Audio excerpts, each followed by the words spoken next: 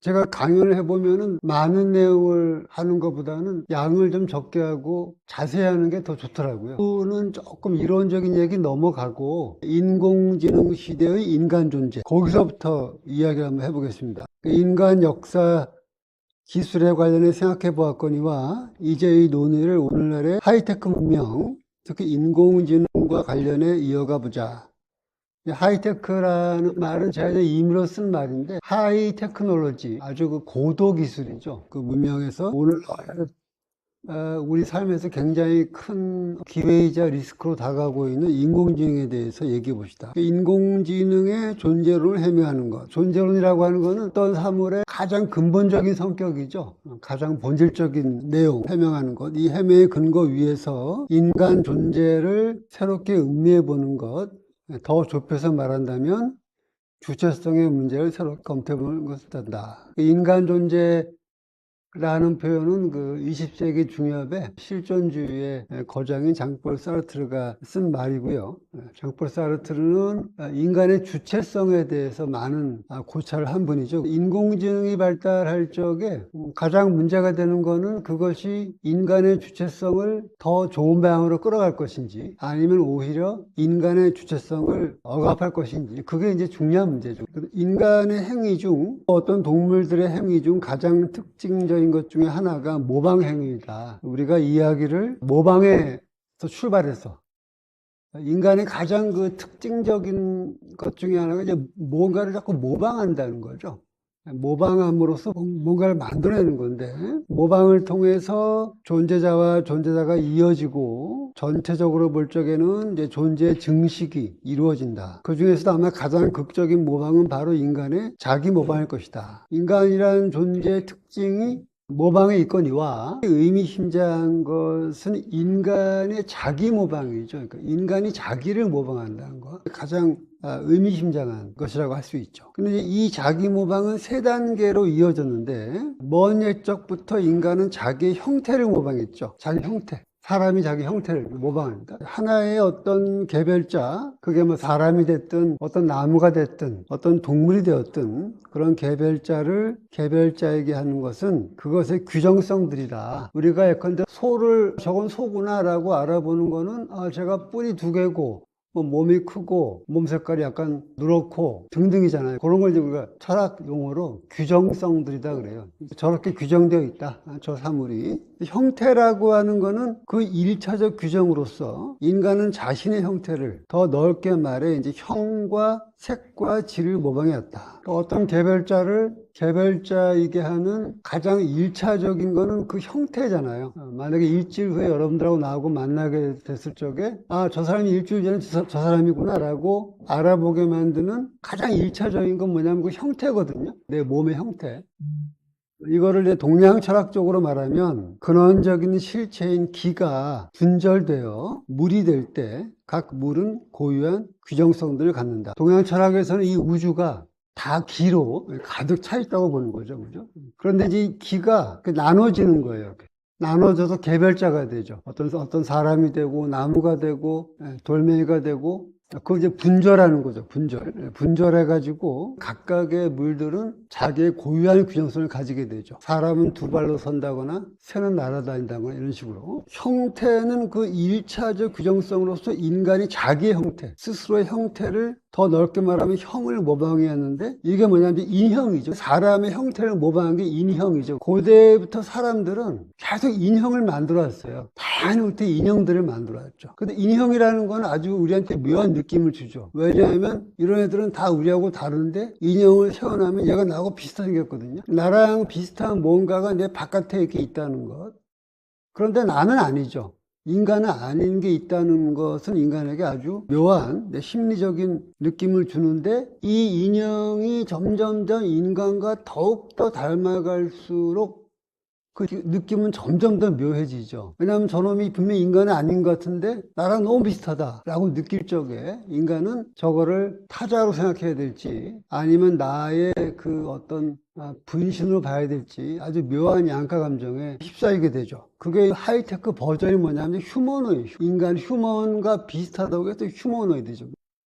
다른 한편 인간은 자신의 외형이 아니라 기능을 모방해왔다. 그 기초적인 기능은 곧 인간의 신체의 동작이며 동작의 모방은 근대적인 기계공학이 발달하면 급속히 빨라진다. 나한테 보이는 그 인간의 모습이 아니라 인간의 동작을 걷는다든가 손으로 뭔가를 들어 올린다든가 이런 식이죠. 그죠? 이런 식의 인간의 동작의 모방을 하죠. 그게 뭐냐면 로봇이에요. 로봇. 인형이 인간이 자신을 재현해 보고 싶은 넓은 의미에서 예술적 충동에서 연원한다면 로봇은 전혀 다른 맥락, 즉 대량의 노동력 요청이라는 산업자본주의라는 맥락에서 등장했다. 인간이 인형을 왜 만들었을까? 물론 기능적인 것도 있죠. 똑같은 인간을 만들어가지고 뭐 제사 지낸다든가 등등. 그러나 인간이 인형을 만든 가장 1차적인 충동은 역시 예술적 충동이라고 할 수 있어요. 자기가 자기를 만들어 보고 싶은 거죠. 거기에 비해서 로봇은 그 유래가 좀 다른데 로봇은 예술적 충동이 아니라 산업상의 필요, 인간의 노동을 대신해 줄 수 있는 어떤 강력하고 지구력 있는 존재를 만들고 싶다라고 하는 이제 필요에서 로봇이 만들어지는 거죠. 양자가 결합할 적에 인간의 외형을 가지고 있으면서도 인간의 동작까지 할 수 있는 그런 기계 인간이 이제 가능해지게 되고, 이런 인간을 우리가 흔히 인조인간이라든가 또는 휴머노이드 로봇이라고 이제 부르는 거죠. 인형과 로봇을 이어서 세 번째로 등장한 인간의 자기 모방이 뭐냐 하면 인간 지능의 모방이에요. 처음에 인간은 자기의 이 외형을 모방했죠. 두 번째는 자기의 동작, 몸의 움직임, 기능을 모방했죠. 세 번째로 모방한 게 뭐냐 하면 자기의 지능을 모방해요. 지능. 근데 이제 첫 번째, 두 번째와 세 번째는 좀 성격이 달라요. 왜 다르냐 하면 외형이나 내 동작은 눈에 딱 보이잖아요. 이렇게. 딱 이렇게 보이죠, 그죠? 지능이라는 거는 눈에 보이는 뭐가 아니잖아요. 지능이라는 게, 그죠? 지능이 눈에 보입니까? 안 보이죠. 지능이라고 하는 거는 개념이에요. 하나의 개념. 그러니까 내가 외형을 보고 인형을 만든다거나 동작을 보고서 어떤 로봇을 만드는 것과는 성격이 달라요. 지능은. 인간이 지능을 가지고 있는 것 같긴 한데 얘를 어떻게 모방할지 알 수가 없어요. 근데 방법이 있죠. 인간이 자기 지능을 이렇게 발휘하는 그 결과를 볼 수는 있거든요. 지능을 볼 수는 없지만 인간이 자기 지능을 이렇게 활용해 가지고 하는 어떤 활동의 결과는 볼 수가 있어요. 그런데 지능의 활동의 가장 대표적인 결과가 뭐냐 하면 바로 계산하는 거죠. 계산, 양. 그러니까 인간의 지능은 다른 동물과 인간을 구분해 주는 건데, 다른 동물과 인간을 구분해 주는 그 지능의 가장 기본적인 성격은 뭘까? 그것은 바로 인간은 양을 통해서, 양, 숫자로부터 출발해서 다른 동물처럼 질적인 세계에서 살아가는 게 아니라, 질적으로는 다른 동물과 비슷하죠. 다 보고 뭐 듣고 만지고 비슷한데 인간만 가지고는 특이한 지능의 능력이 뭐냐 하면 바로 숫자라는 추상적인 거를 개입시켜서 보는 능력이죠. 지능을 직접 모방했다라기보다는 우리가 지능의 활동의 결과라고 생각되는 계산하는 거를 모방하는 거예요. 그 계산이라는 거를 맨 처음에 뭐 가지고 합니까? 우리가 어린 아기 가르칠 적에 엄마 저거 몇 개야? 그러면 저거 3개야 할 때 어떻게 하세요? 하나, 둘, 셋, 이렇게 손가락으로 손가락. 이 손가락이 디지트예요. 그래서 나온 말이 이제 디지털이죠. 디지털이란 말이 이 손가락에서 나온 말이에요. 원래 수를 세는 데에서. 지능이라고 하는 거는 욕망, 의지, 감정, 상상력, 기억 등과 더불어 인간의 정신활동의 한 측면인데, 인간이 자신의 외형이나 동작을 보고서 인형과 로봇을 만드는 것처럼 지능을 보고서 그것을 모방할 수는 없죠. 자신의 정신활동 중 지능의 활동으로 분류되는 경우들을 관찰해서 역추적을 하는 거죠. 요렇게 계산하는 걸 보고서 요렇게 하는 뭔가 능력이 나한테 있구나. 그래, 이거를 인텔리전스, 지능이라고 부르자. 이렇게 되는 거죠. 그죠? 이 경우 대표적인 지능의 활동은 계산이고, 계산 능력은 사물들을 수량화하는 능력이죠. 그리고 수량화하는 능력을 역추적할 경우 우리는 사물들을 추상 공간에 넣어 조작할 수 있는 능력을 발견하게 된다. 상당히 이론적인 철학적인 개념인 추상공간이라는 말이 나옵니다. Abstract Space죠, 그죠? 추상공간. 20세기 초에 활동했던 프랑스 철학자인 베르그송이 그의 첫 저작, 첫 대목에서 제시했던 근본적인 문제의식이기도 하다. 인간의 지능은 사물을 양화해서 본다. 그런데 그게 지나치게 되면은 양화할 수 없는 것까지도 억지로 양호하게 되는 거죠. 병원에 가면은 의사들이 고통을 양호해서 얘기하잖아요. 지금 아프시죠? 여기 1에서 10까지 쭉 주면서 얼마 동안 아파요? 그러면 되게 당황스럽죠. 5라고 할지 6이라고 해야 될지, 왜냐면 내 고통을 어떻게 숫자 나타낼지. 진로 얘기하면 좀 난데 많이 아프다, 조금 아프다, 안 아프다 그죠? 1, 2, 3, 4, 5, 6이면 말하기가 엄청 어렵죠, 그죠? 그런 게 베르그성의 어떤 문제의식이에요. 인간이란 이 존재의 특징이 바로 사물들을 이런 추상 공간에 넣어가지고 분석하는 게 특징인데, 그런 추상 공간을 처음으로 뚜렷하게 개념화하고 학문화한 게 뭐냐면 바로 기하학이죠. 여러분들이 중고등학교 때 열심히 배웠던 유클리드 기하학. 유클리드라고 하는 건 영어식 발음이고 원래 발음을 하면 에우클레이데스 기하학이죠. 이 에우클레이데스 기하학 기억나시죠? 그죠? 공부한 거 그죠? 삼각형의 내각의 합은 180도고 원을 반지름을 하면 0.14로 나눠주고 등등 기억나시죠? 그죠? 그런 우리가 중고등학교 때 배웠던 그 유클리드 기하학이라는 게 뭐냐 하면 인간의 지능이 가지고 있는 추상 공간 그 자체를 개념한 거예요. 그러니까 인간이 사물들을 양화하고 추상할 때 사용하는 그 공간 자체를 학문으로 정립한 게 뭐냐면 바로 에우클레이데스 기하학인 거죠. 그래서 에우클레이데스 기하학이라는 거는 인류 문명사에 엄청난 역할을 한 거죠. 이 건물도 다 이게 에우클레이데스 기하학을 응용해서 만든 겁니다. 이것도 전부 다 이것도. 우리가 종이를 사각형으로 잘라보잖아요. 이것도 에우클레이데스 기하학이 우리가 익숙하기 때문에 그런 거예요. 꼭 사각형일 필요는 없잖아요. 동그랗게 할 수도 있고. 그렇죠. 말은 못도 되고 별 모양도 괜찮잖아요. 그죠? 근데 왜 이렇게 사각형 할까? 그만큼 우리가 에우클레이데스 기하학에 익숙해 있는 거죠. 그게 더 편하고. 그래서 박홍규는 추상 공간 개념에 대해 다음같이 말한다. 소은 박홍규 선생은 저 이제 은사 선생님이신데 갑자기 말에 활동하신 분이죠. 서양 철학에 대해서 누구보다도 깊이 있는 성찰을 보여주고 20세기 한국 철학의 거장 중에 한 분이시죠. 이분이 이제 강의한 내용인데 추상화란 무엇이냐? 뭔가를 추상화한다 우리가. 애브스트랙션이죠. 그죠? 추상화란 무엇이냐? 서로 엉켜있는 것들을 따로따로 떼어내서 내용을 구별하고 그 각각의 자기 동일성이 성립할 수 있는 공간에다 집어넣어가지고 자기 동일성이 나와야 그것을 우리가 추상화한다고 하고 그 공간을 추상적 공간이라고 한다. 그러니까 여기 지금 여기 호수를 한번 보세요. 물도 있고 나무도 있고 산도 있고 사람도 있고 모든 게 다 지금 이렇게 엉켜있죠. 전부 다 이렇게 엉켜있는 게 이렇게 그죠? 근데 이거를 엉켜있는 걸 하나하나 푸는 거예요. 이렇게 사람은 사람대로 강은 강대로 산, 나무, 하늘 다 푸는 거죠. 하나씩. 그걸 뭐라고 합니까? 분석한다. 애널리시스. 언어학자들은 언어를 분석하고 이거는 주어, 여기는 동사, 이거는 목적 이렇게 분석하죠. 물리학자들은 이런 물체 같은 거 분석하죠. 원자, 중성자 이렇게 분석하고. 그렇죠. 생물학자들은 생명체 분석하고 조직, 세포 이렇게 분석하죠. 인간이 지능으로 세상을 보는 건 뭐냐 하면 전부 얽혀지는 걸 다 따로 떼는 거예요. 전부 다 떼는 거예요. 전부 다 이렇게. 그럼 떼가지고 어디다 넣는 겁니까? 바로 이 추상 공간. 우리 머릿속에는 추상 공간에 집어넣는 거죠. 그 집어넣는 거예요. 그렇죠. 거기다 이름을 붙이고 얘는 물, 얘는 나무, 얘는 하늘 이런 식으로 이름을 붙이고 그렇게 하는 거예요. 질적으로 엉켜있는 현실의 사물들을 분석한다는 거는 곧 그 질들을 각각의 동일성을 갖춘 것들로서 떼어내는 거죠. 동일성이라는 말이 중요한 표현인데 이정우라는 인간이 한 사람이 이렇게 있는데 이 이정우한테는 두 가지 측면이 있어요. 하나는 뭐냐면 타자들과 관계 맺어가지고 계속 변하는 측면도 있고 변하지 않는 측면도 있어요. 내가 지금 숨을 쉬죠. 이렇게 숨을 쉰다는 얘기는 뭐냐 하면 내 안에 지금 이 공기가 타자가 내한테 들어오는 거잖아요. 여러분들 지금 내 말이 여러분 귀에 들어가잖아요. 지금 타자들과 관계를 맺으면서 계속 변하고 있는 거예요. 근데 그렇다고 해서 이정우가 갑자기 김철수가 되는 건 아니잖아요. 이정우는 이정우잖아요. 그죠? 그런 게 뭐냐면 동일성이죠. 동일성. 변하는 측면과 변하지 않는 측면에서 변하지 않는 걸 동일성이라고 하죠. 그런데 현실을 살아갈 적에는 모든 건 다 변해요. 변하지 않는 건 없어요. 내가 지금 숨 쉬는 것도 이게 변하는 거거든. 그죠? 내 세포도 지금 막 바뀌어요. 시에서도 막 움직이고 그렇잖아요. 그죠? 그러니까 우리가 이론적으로 사유할 적에는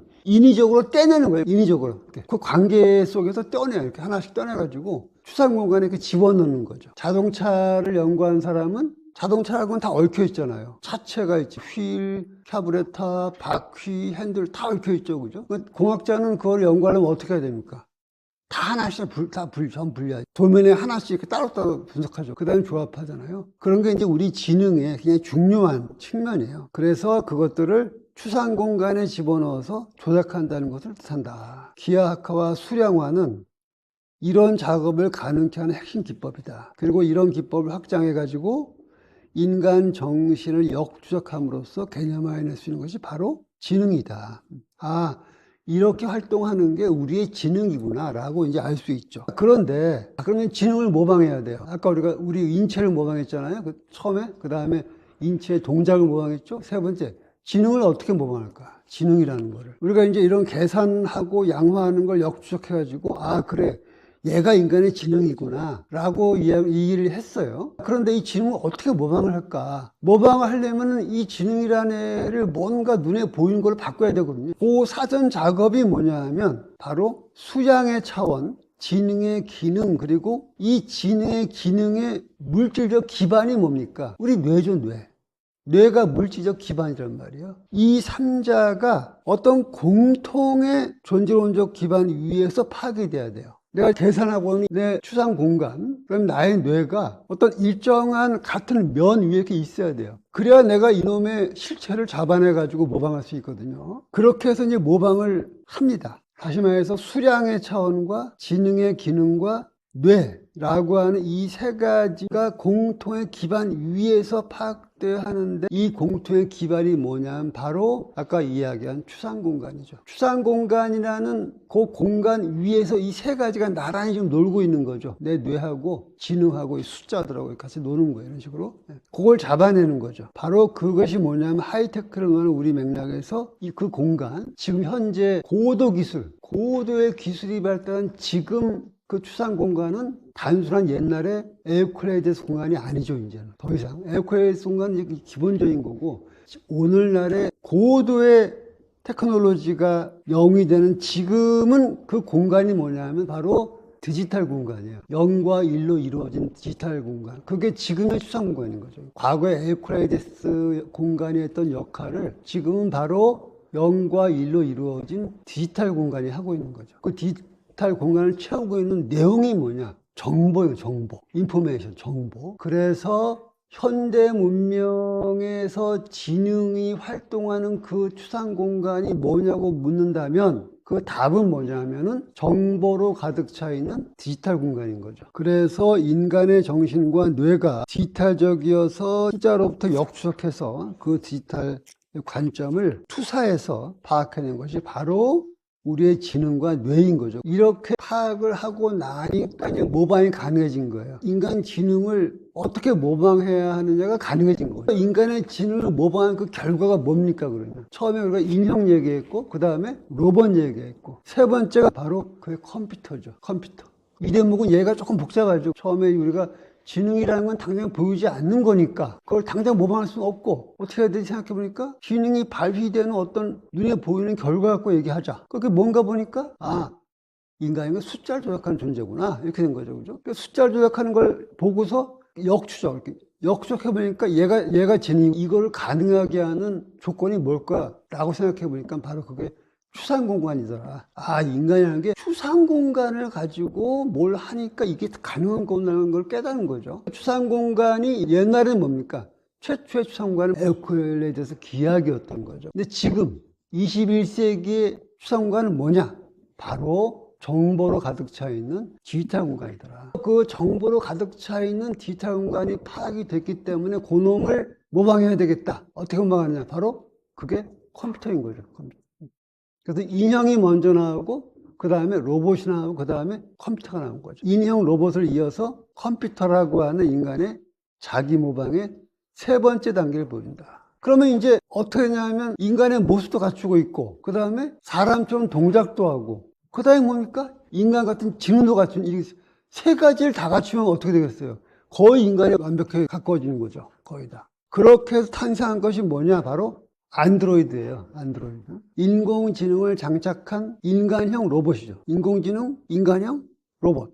여기에서 인간의 자기 모방은 극에 달한다. 세 가지 모방을 얘기했어요. 그거하고 약간 결을 달리하는 흐름, 조금 결을 달리하는 게 뭐냐면 사이보그예요. 사이보그는 인간이 자기를 모방했다라기보다는 자기를 변형하는 거죠. 인간이 내가 여기 이렇게 있고 나를 모방해서 뭔가를 바깥에 만드는 게 아니고 내가 나를 변형해 가는 거지. 변형해 가는 거. 그런 점에서 조금 달라요. 결이 다른 얘기죠. 사이보그는. 그래서 사이보그는 유기체로서의 인간이 인공지능을 포함해서 각종 기술을 장착함으로써 스스로를 기능적으로 강화하는 경우이다. 인형, 로봇, 인조인간, 컴퓨터, 안드로이드가 인간이 자기 모방을 통해서 만들어내는 결과들이라면 사이보그는 인간이 스스로를 변형한 결과이다. 여기까지가 이제 그 이야기의 전반부입니다. 지금부터 얘기는 인간이 후반부의 이야기인데, 인간과 유사하지만 인간과 다른 이런 존재들의 출현은 인간 존재를 이해하는 새로운 철학적 시선을 요청한다.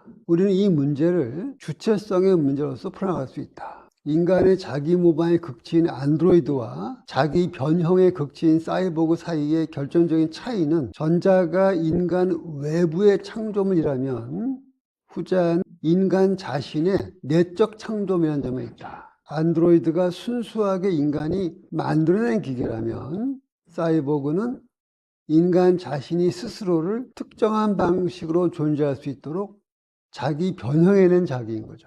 양자가 혼용하면서 현실이 전개되겠지만 그 전체에 대해 논하기 위해서 우선은 양자를 추상에 각각 논할 필요가 있다. 그 무슨 뜻이냐면 안드로이드와 사이보그가 오늘날 하이테크를 통한 인간의 자기 모방과 자기 변형의 최정점인 거죠. 먼저 안드로이드를 논하고 그 다음에 사이보그를 얘기한다는 거죠. 안드로이드의 경우 등장하는 핵심적인 철학적 문제는 주인과 노예의 변증법이에요. 주인과 노예의 변증법. 주인과 노예의 변증법은 뭐냐 하면, 대립하는 두 존재가 갈등과 적대를 할 때, 싸울 때 결국은 승부가 나고 한쪽은 주인이 되고 한쪽은 노예가 되는 거죠. 그래서 주인은 노예에 군림하고 노예는 주인한테 봉사합니다. 그런데 시간이 흐르면은 주인은 계속 노예한테 의존하기 때문에 점점 나태해지고 정기를 잃어버리고, 반대로 노예는 주인을 위해 봉사하는 과정에서 끝없이 실질적인 그 능력을 키우는 거죠. 그래서 마침내는 노예가 오히려 주인을 재정복해서 관계를 바꿔버리는, 그런 게 이제 주인과 노예의 변증법이에요. 이 주인과 노예의 변증법은 19세기 초에 헤겔에 의해 제시된 생각이고, 이 헤겔의 생각을 발전시킨 사람이 마르크스죠. 마르크스는 이 주인과 노예의 변증법을 부르주아지와 프롤레타리아의 관계로 바꿔서 생각하는 거죠. 만약에 기계라고 하는 것이 아주 발달해 가지고 안드로이드가 정말로 인간을 뛰어넘는 그런 존재가 된다고 한다면, 그 안드로이드가 더 이상 인간의 노예기를 인정하지 않는다면 그때 정말로 인간과 기계 그런 한판 승부가 벌어지게 되는 거죠. 이런 이야기들은 과거에는 SF 영화에나 나오는 얘기지만 오늘날에는 그 가능성이 한결 높아졌다고 봤어요. 기술자들은 인간을 뛰어넘는다는 게 뭔가 쉬운 건 아닌데, 인간의 어떤 그런 형태와 기능과 지능을 갖춘 그런 존재가 한 10년 후에 나온다고 그래요. 2035년 정도가 되면 이제 그런 존재가 나온다고 그러는데, 그때 과연 어떤 일이 벌어질지 우리가 확실하게 알 수는 없죠, 그죠? 그 다음에 조금 넘어가서 안드로이드 시대에 맞이하게 되는 인간과 기계의 준호 변증법은 다른 의미를 띈다. 기존의 문제점은 인간이 만든 기계적 환경이 인간에게 여군으로 되돌아오는 것. 여군은 내가 어떤 운명을 극복하려고 어떤 행동을 했는데 그게 오히려 더 큰 운명을 다가오는 거야, 나한테. 그 여군이죠. 그리고 기계 운명에 함축되어 있는 인간과 인간의 지배 종속 관계였다. 그러나 안드로이드 시대의 인간은 새로운 메타적 수준의 여군에 마주치게 되는데, 그것은 뭐냐면 인간 존재가 처음으로 자신과는 다른 형태의 대자와, 사르트 용어입니다. 이런 책상처럼 그냥 존재하는 걸 즉자고 인간처럼 의식을 가지게 대자예요. 그러니까 처음으로 타인이 아닌 어떤 다른 인간이 아닌 대자와 마주치게 되는 경우입니다. 인간에게 타인이 아닌 준대자로서 다가왔던 것은 다 동물이었는데, 이제 마주치게 될 것은 동물이 아니라 기계 인간으로서의 다른 대자인 거죠. 그죠? 인간은 고도의 기계와 즉자-대자 관계가 아닌 대자-대자 관계에 처하게 되는 것이다. 주인과 노예 변증법이 안드로이드에 관한 거고, 그 다음 이제 사이보그에 관련해서 얘기한다면은, 인간이 스스로 기계와 결합해 자신의 형태를 바꿔나가는 사이보그의 경우 핵심적인 문제는 주체와의 문제 및 하이케이타스적의 문제이다. 미셸 푸코를 비롯한 여러 철학자들이 논했듯이 주체화란 수동의 과정인 동시에 능동의 과정이다. 주체로서의 인간은 이중체인 것이다. 점차 사이보그화되고 있는 인간은 스스로를 능동적으로 바꿔나가고 있다고 할 수 있지만 그 배면은 사실 점차 객체성이 수동적으로 복속되는 과정이기도 하다. 사이보그화된다는 것은 곧 하이테크 넥서스라고 볼 수 있는 기계들의 복합적인 장에 복속되는 것이고 동시에 그러한 장을 지배하는 권력에 복속되는 것이기도 하다. 사이보그라고 하는 것은 기계를 활용해 가지고 자기를 변형하고 확대하는 거지만 그 동시에 그와 같은 과정은 그 기계들 전체 장 속에 내가 들어가서 복속되는 거죠. 그죠? 그런 양면성을 가지고 있다. 결국 하이테크 넥서스와 사회적 장이라는 객체성에 예수되는 동시에 이 거대 장에서 자신의 주체성을 만들어가는 것이 이중체로서의 인간의 현대적 상황이고 사이보그화는 이 점을 대변하고 있다. 아울러 앞에서 안드로이드 등 기계들의 인간 되기와 이 사이보그화를 함께 생각해 본다면 우리가 맨 처음에 안드로이드에 대해서는 주인과 노예 변법을 얘기했고 그렇죠 그죠? 사이보그에 대해서는 인간의 기계에 대한 복속을 얘기했는데 그거를 함께 생각해 본다면 결국 전체 그림은 인간의 기계화와 기계의 인간화가 동시에 진행되고 있는 형국을 띠고 있다. 기계가 점차 인간화되고 있는 이 시대에 인간이 기계화를 단적으로 부정하기는 힘들다. 과거로 돌아가는 어렵죠, 그죠? 그것이 바람직하지도 않은데 생명이란 차이 생성을 소화해내면서 자신의 동일성을 계속 바꿔나가는 존재이기 때문이다. 표현이 조금 복잡한데 차이 생성은 뭐냐 하면 환경이 계속 바뀌는 거죠. 그리고 동일성을 바꾸는 건 뭐냐면 내가 환경에 계속 적응해가면서 나의 동일성을 조금씩 바꿔나가야 되기 때문에 핵심은 진화의 거대한 흐름에 휩쓸려 내려가는 이 기계화에 저항하면서 오히려 능동적인 사이보그 되기, 특히 클라크적 뉘앙스에서의 사이보그 되기를 추구한 것이 아닐까 싶다.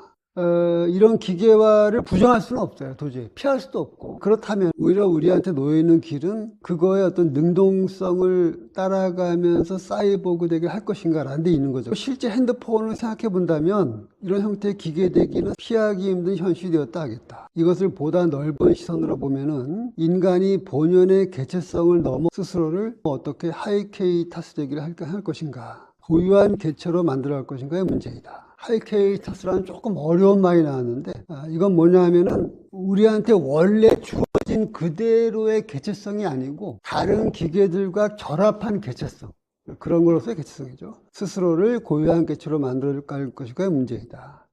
그 과정에서 핵심적인 것은 주체와의 깃들어 있는 이중성을 놓치지 않은 것이다. 다른 한편 이 고유한 개체는 사실상 다양한 타자들과 함께 구성해가는 다양체의 다름 아니다. 왜냐하면 하이케이타스 자체가 타자들 사이에 새로운 접속들을 만들어가는 것 이외의 것이 아니기 때문이다. 결국 하이케이타스 되기는 주체들이 함께 행하는 다양체 창조학의 다름 아니다. 다양체라는 거는 여러 사람들이 함께 뭔가 접속을 해가지고 새로운 커뮤니티를 만드는 걸 말하는 거죠. 궁극적으로 중심이 되어야 할 것은 기술이 아니라 사회인 것이다. 여러분들 그 들으시면서 궁금한 점 있으시거나 또 얘기하고 싶은 부분 그런 거 있으시면 한번 얘기해 보세요. 토론을 통해서 좀 얘기를 더 이어가 봅시다. 들으면서 좀 어려운 내용이나 좀 낯선 개념 같은 거 있으면 말씀해 보세요. 예, 지금 이제 질문이 두 가지인데 첫 번째는 뭐냐면 최초의 컴퓨터는 인간 지능의 모방이라기보다는 계산기이다. 맞나요? 그 얘기인 거고. 두 번째 질문은 뭐냐면 지능이라고 하는 거하고 이제 자기의식의 관계를 얘기한 거예요.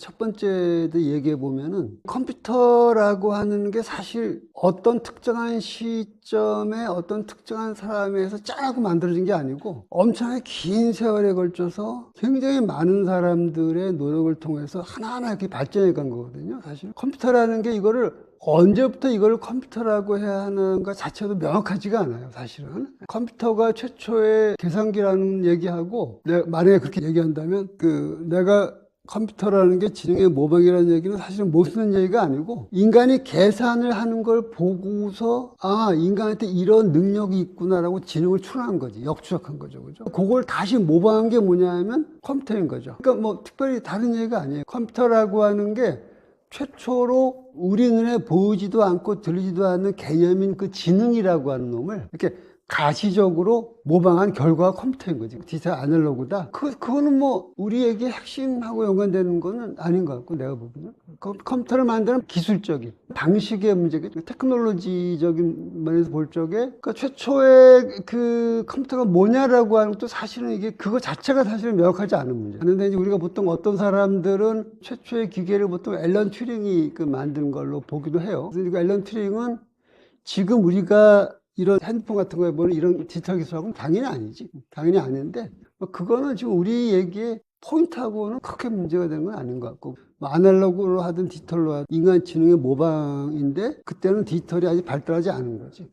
중요한 거는 뭐냐면, 아날로그로 하든 디지털로 하든 그거의 철학적 성격은 디지털인 거예요. 아날로그 기계를 사용한다 하더라도, 그거에 깔려있는 존재론적인 원리는 그 디지털적인 거예요. 그게 바로. 원래 디지털이란 말 그 자체가 아까 얘기했던 손가락을 말하는 거는 그게 쭉 이어지는 과정이라고 봐야 되는 거죠. 그러니까 어떻게 딱 여기서부터 아날로그 디지털 이런 게 아니고. 그다음에 두 번째 얘기는 질문 나온 김에 거기를 한번 봅시다. 우리가 그 각주 10번인데 인간 기계가 인간에게 의식적으로 도전하는 특이점은 앞에서 논한 과잉 기술의 극한적 형태, 메타적인 차원에서의 과잉 기술이라고 할 수 있다. 이 특이점은 의도치 않게 올 수도 있는 거죠. 이제 이 특이점은 언제 도래할까? 그러니까 기계가 인간에게 도전하고 기계가 그 인간의 어떤 맞수가 되는 그 지점은 어디냐는 거죠. 그게 정확히 언제 나는 거죠. 그건 뭐냐면 바로 기계가 자기의식을 가질 때.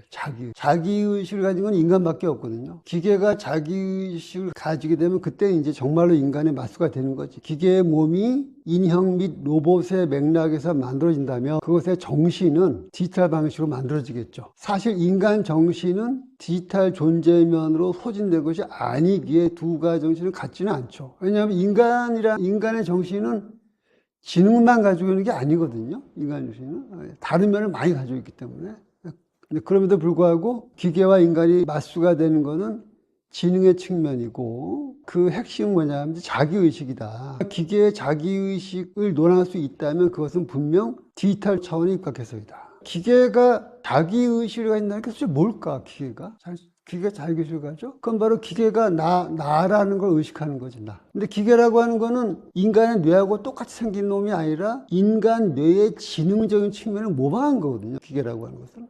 그러니까 인간 정신과 기계 정신이 똑같지는 않아요. 그렇다면 도대체 어떤 맥락에서 인간의 정신과 기계가 만날 것이냐, 그거를 묘사하는 영화가 있죠. 우리가 확실하게 알 수 있는데, 공각기동대 보면 이제 인형사라는 게 나와요. 인형사. 얘 해커인데 수사관들이 그 해커를 추적을 해요. 추적했는데 나중에 알고 봤더니 얘가 해커가 아니고 컴퓨터 프로그램이었던 거지. 컴퓨터 안에 있는 그 프로그램이었던데, 이 프로그램이 막 작동하면서 다른 프로그램들하고 막 연결되고 하다 보니까 어마어마한 정보의 집적체가 되고, 정보의 집적체가 어느 순간에 자기의식을 탄생시킨 거죠. 나중에 보면 뭐가 나오냐면은, 어떤 사람이 너는 그냥 컴퓨터 안에 존재하는 프로그램이야, 디지털 프로그램이야, 왜 너를 생명체라고 주장하냐라고 얘기하니까 얘가 뭐라고 답하냐면, 나는 정보의 바다 위에 태어난 생명체다, 이렇게 주장한 거죠. 무슨 뜻이냐면, 만약에 이 기계가 정말로 자기의식을 가지게 된다면은 그 기계가 자기의식을 가지게 되는 거죠. 물론 이건 이제 이 영화의 가설이에요. 이 영화의 전제되는 하나의 이제 가설인데, 그런 일이 벌어질지 안 벌어질지는 아무도 모르죠. 그런 방식으로 자기의식이 태어날 거다 라는 거고, 기왕 읽은 김에 아래도 좀 읽어보면, 어떤 사람들은 디지털 차원의 인간의 영혼을 다운로드 시킴으로써 육신을 초월한 영생이 가능하다고 말한다. 우리가 어떤 그 정보를 다운로드 하잖아요. 하듯이 내 머리에 이 디지털 정보를 이렇게 다운로드 하는 거지, 여기다, 컴퓨터에다. 그럼 내가 몸은 죽지만 내 정신은 영생하는 거죠. 사실 뭐 철학적으로 보면 되게 허술한 이야기예요. 데카르트적인 그런 신체 정신 이분법도 이 밑에는 깔려 있는 거고. 아까 얘기한 그 영화의 공학기동 영어 제목이 고스트 인 더 쉘인데, 그 쉘은 뭐냐면 껍질, 내 몸 껍질이고, 고스트라고 하는 건 내 정신, 말하자면 내 몸의 정신이 다운로드 되어 있는 거지, 이런 식으로. 이런 건 철학적으로 말하면 약간 조잡한 이원론인 거지, 그러니까 몸, 마음에. 그 다음에 인간 정신을 디지털로 다 환원해 생각하는 거고. 근데 디지털 지능은 인간 정신이 가진 어떤 한 면이지 그게 다가 아니라 이렇게 그런 또 전제되어 있는 거고 디지털 세계에서의 특정 주체의 개별화 가능성을 전제한 얘기죠. 내 정신을 다운됐다고 칩시다. 다운로드 했다고 쳐요. 그럼 내 정신이 컴퓨터 이 디지털 세계에 들어가겠지, 그지? 그러면 컴퓨터 디지털의 이 바다에서 이 이정우라 이놈의 개별성, 내 기억 개별성이 거기에서 보존이 될까요? 보존되지 않을 것 같아요. 그럼 아무도 뭐 확인할 수는 없지만 내 정신이 디지털 속에 다운되면은 내 고유의 내가 옛날에 걸었던 골목에 대한 기억과 저 어릴 때 친구랑 오던 그런 거 이렇게 딱 개별화가 될까요? 안 될 확률이 훨씬 크죠. 짐작일 뿐이지만 만약에 그렇게 가능하다면 그것은 정신은 있는데 몸은 없는 니고제로이치와 대칭을 이루는 거지. 아까 이야기한 니고제로이치는 정신은 있는데 몸이 없는 거지. 컴퓨터 상에만 있으니까. 지금 얘기한 건 거꾸로죠. 지금 있는 거는 몸은 있는데 정신이 없는 거죠. 이건 요새식으로 말하면 인간이 되고 싶은 귀신과 귀신이 되고 싶은 인간이다. 이렇게 볼 수가 있는 거죠. 휴머니즘은 사라지지 않고 보존된다는 게 포인트가 아니고 우리가 기술을 단순 부정한 것도 아니고 기술의 맹목적으로 따라가는 것도 아닐 수 있으려면 휴머니즘을 유지하되 그 휴머니즘을 바꿔나갈 수밖에 없다는 거예요. 그러니까 무슨 뜻이냐면 앞으로 도래하는 그 미래 기술을 부정하기는 힘들어요. 왜냐하면 이 인간사회라는 거는 어떤 개인이나 특정한 집단의 의지로만 끌고 갈 수 있는 게 아니에요. 이 사회라는 거는 엄청나게 많은 다른 욕망을 가진 집단들이 다 섞여 있는 거기 때문에 나 개인이나 내가 속해 있는 집단이 원하는 욕망이 아닌 다른 욕망의 결과들이 끝없이 사연에 나오거든요. 예를 들어서 나는 디지털 같은 거 싫다. 근데 내가 아무리 싫다고 해도 기술은 나오거든요. 왜냐하면 이 사회라고 하는 건 서로 상이한 욕망들을 가진 사람들의 집합체이기 때문에 내 욕망과는 다른 욕망을 가진 사람들의 결과물들이 내 의지에 전혀 관계없이 이상이 나오게 돼 있어요. 그렇기 때문에 특히 자본이나 국가라든가 이렇게 지배하는 현대사회에 그런 기술은 끝없이 나오게 돼 있거든요. 그 때문에 기술을 단순히 부정하는 거는 사실 가능하지도 않고 그다지 그렇게 또 바람직한 것도 아니고. 근데 반대로 얘기하면은 그와 같은 기술에 내가 계속 끌려가려고 하면 내가 끝없이 객체화가 되고 수동적인 존재가 될 수밖에 없어요. 거기에 끌려가야죠. 내가 거기에 적응해야 되고 그것이 강요하는 어떤 틀 속에 나를 집어넣어야 되고 안 그러면 내가 살아남을 수가 없으니까. 그런 방법은 뭐가 있느냐? 당연한 것이지만 그 과정을 일단 따라가고 소화해내면서 그러면서 나를 능동적으로 바꿔나가는 그 길밖에 없는 거죠. 그래서 어떻게 그거를 내가 받아들이고 소화해내면서도 그 넥서스 속에 내가 빠지는 게 아니라 내 능동성을 계속 유지해 나가는 그밖에 없는 거죠. 근데 그거를 아까 이야기했던 그 존재론적으로 표현하면은 차이 생성을 소화해내면서 내 동일성을 바꿔나가는 수밖에 없다는 거죠. 차이 생성들을 내가 소화해내면서 내 동일성을 내 스스로 바꾸는 거죠. 내 동일성이 그 차이 생성에 의해 가지고 단순 무너지는 게 아니라 내가 내 동일성을 스스로 바꿔나가는 그 길 외에는 없는 거죠. 그러니까 인간한테. 그리고 이제 그렇게 바꿔나가는 거는 나 개인이 아무리 몸부림친다고 되는 게 아니고 결국에는 끝없이 어떤 이런 공론장에서 타인들과 대화를 통해 가지고 그 기술의 방향을 얘기하고 다양체 되기를 얘기했지만 다양체라고 하는 거는 여럿이면서도 하나인 거죠. 우리 모임이 이렇게 모였잖아요. 우리가 하나이면서 여럿이잖아요, 지금. 여럿이지만 또 이게 또 하나잖아요. 그죠? 그런 걸 계속 만들어 나가는 면서 기술이라고 하는 것에 대해서 끝없이 견제하고 좋은 건 물론 당연히 설명을 하고 그런 식으로 이제 우리가 나가고 그렇게 생각하면 결국 미래라고 하는 거는 결국은 인간의 기계되기와 기계의 인간되기라고 하는 복합체가 될 수밖에 없는 거죠. 사이보그 얘기했는데 사이보그라는 개념을 이렇게 좁게 이해하지 않고 넓게 이해하면은 인간은 이미 사이보그가 돼 있는 거예요, 사실은. 여기 제가 안경 쓰고 안경이 되게 쉬운 것처럼 보이지만 이게 상당히 과학 물리학 중에 그 옵틱스라고 있죠. 광학이라고. 이게 상당히 단순해 보이지만 굉장히 그 과학적 지식이 활용된 거예요, 이게. 내가 지금 안경 벗으면 아무것도 안 보이잖아요. 거의 뭐 책도 못 썼고, 그렇죠. 잘 때 떼어놓긴 하지만 이거 없으면 나는 일상생활 자체가 안 되거든요. 그래서 어떻게 보면 나는 이 사이버가 된 거지, 사실은 이미. 여러분 핸드폰 보세요. 핸드폰 쓰면 아무것도 못 하잖아요, 지금.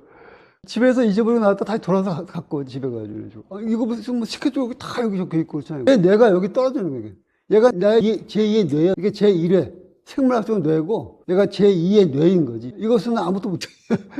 날짜도 다 잊어버리고 합니다. 인간은 이미 기계가 되고 있는 거예요. 그런데 중요한 건 뭐냐면 그 기계의 망 속에 아무 생각 없이 빨려 들어간다거나 그 기계에 함축되어 있는 그런 어떤 사회 문제나 자본주의 논리나 국가의 논리 같은 거를 아무 생각 없이 쫓아가면 쫓아갈수록 나는 점점 이제 그런 장 속에서 그냥 내 주체성은 사라져버리고 녹아서 없어져버리는 거지. 그렇죠. 그 국가나 자본의 힘은 엄청 크죠. 엄청 크기 때문에 그 시민사회의 성숙이 무엇보다 중요한 거예요. 왜냐하면 자본이라는 거는 돈을 위해서라면 무슨 짓이라도 하는 맹목적인 거고, 국가라고 하는 것도 국가의 논리에 따라 움직이는 거잖아요. 거기에 저항할 수 있는 거는 시민사회의 성숙.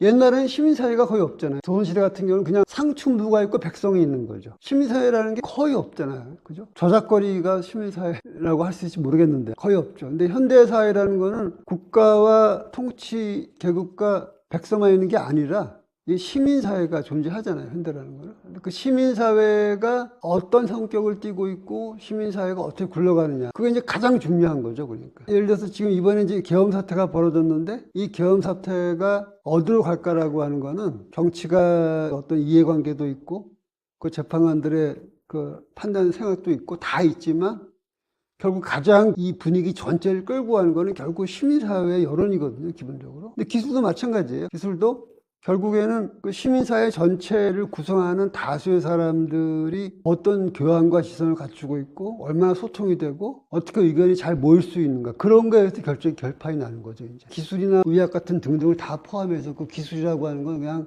그 사람들의 전문가의 일이라고 생각하면 안 되는 거예요. 그러니까 우리가 이제 일반론이 있고 강론이 있는데, 사실 무슨 뜻이냐면은 어떤 원칙에 따라서 어떤 문제를 접근해가는 그런 방식이 있고, 케이스 바이 케이스로 내가 경험을 통해서 이게 얻어가는 것도 있는데, 그 문제는 어떤 매뉴얼이 있어 이것만 따라하면 다 된다 이런 건 사실 없죠. 그거는 그 사람의 그 삶의 환경도 다 다르고 자기가 케이스 바이 케이스로 하나하나 터득해야 하는 방법밖에 없죠.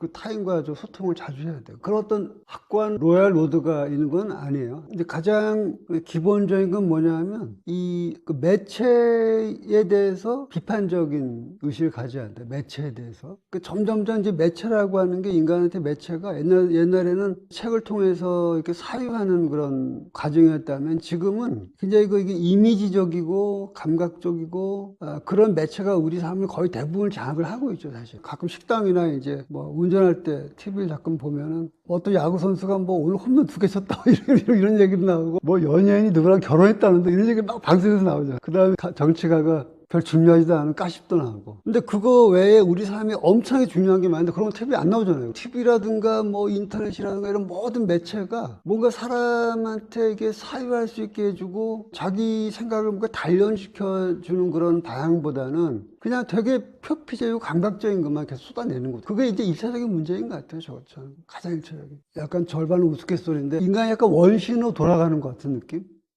인간이 점점점 뭐가 이렇게 근대성이 발달하면서 인간이 조금씩 뭔가 교양도 높아지고 문명으로 이렇게 했는데, 지금 문명이 거꾸로 내려가잖아요. 거꾸로. 그 옛날에 어떤 영화를 봤는데 그 세계에는 문자가 없어진 세계가 나오더라고. 그래서 어떤 딸이 아빠 저건 뭐야? 이렇게 물어보니까 저게 문자라는 거야. 정말 그렇게 될지 모르겠죠, 앞으로. 이제. 우리가 한 가지 좀 조심할 게 있어요. 그게 뭐냐면 이 DNA라는 말 좀 안 썼으면, DNA라는 말 쓰지 마세요. 가장 오늘날 우리의 삶에서 그 중요한 이데올로기 중에 하나가 DNA라든가 그 우월한 유전자 이런 표현이에요. 되게 위험한 표현이에요, 그게. DNA나 우월한 유전자 같은 그런 말들은 인간을 자꾸 생물학적으로 본질주의적으로 규정하는 거거든요.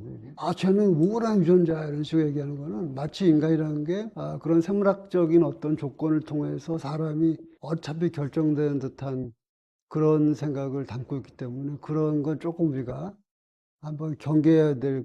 물론 이제 인간이 타고난 조건들은 있죠.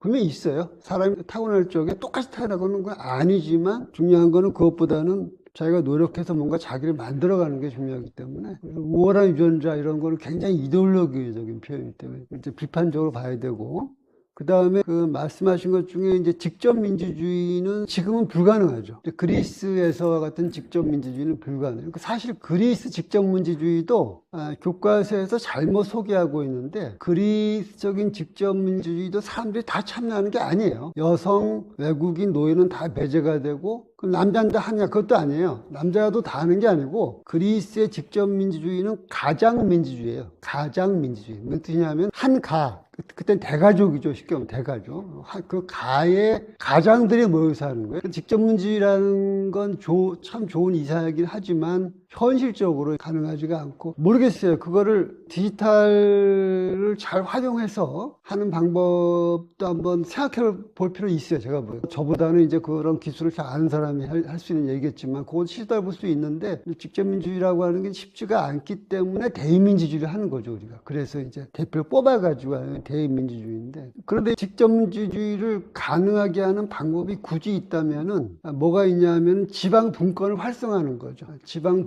분권을 활성화하고 조금 더 지방 분권을 강화하고, 국가 전체에 관한 일은 또 이제 중앙에 모여서 하고, 흔히 이제 영어로 모듈 앤 인터페이스라고 표현을 하는데, 모듈들이 이렇게 있고 그 인터페이스로 또 연결되는 거라고 하는데, 그런 방식이 좀 현실적인 방법이긴 하죠. 근데 지금 한국은 지방분권이 아주 잘 안 되는 나라죠. 일본은 잘 돼 있어요. 근데 왜 그러냐면은, 일본은 원래 다 지방이 다 나눠져 있는, 다이묘들이 각각 다스리는 별도의 지방이 되고, 독일도 그래요. 원래 통일이 늦었기 때문에 오히려 지방분권이 잘 돼요. 왜냐하면 통일이 늦었기 때문에 지방이 다 발달했거든요. 전부 다 이런 식으로. 근데 이제 프랑스나 한국은 반대예요. 프랑스는 모든 게 파리에 모여 있고, 한국은 모든 게 서울에 모여 있죠. 우리 같은 경우는 지방분권이 어려운 나라인데, 지방분권을 조금 더 적극적으로 하고, 또 전체로 얘기할 건 또 중앙에서 얘기하고, 그런 방법이 현실적인 방법이죠. 현재로서는. 이제 여러 가지 긍정, 부정면을 가지고 있고, 긍정적인 면은 뭐 한두 가지가 아니겠죠. 많이 있겠죠. 그런데 이제 지금 내가 볼 적에는